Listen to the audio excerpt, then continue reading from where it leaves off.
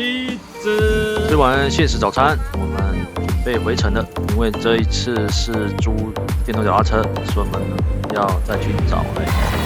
结果过去的时候，眼睁睁看着第二台车被骑走了，只好走一小段路回到火车站，然后搭火车要准备回潭子。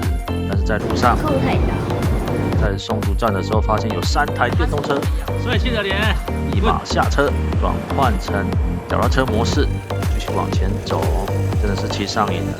即使是上坡，也是要来骑一下脚踏车。一路上很顺的，一直到了潭子火车站，结果竟然又遇到了柯爸一家人，在这里拍个合照，然后呢买个饮料，一路狂喝，一路走回家喽。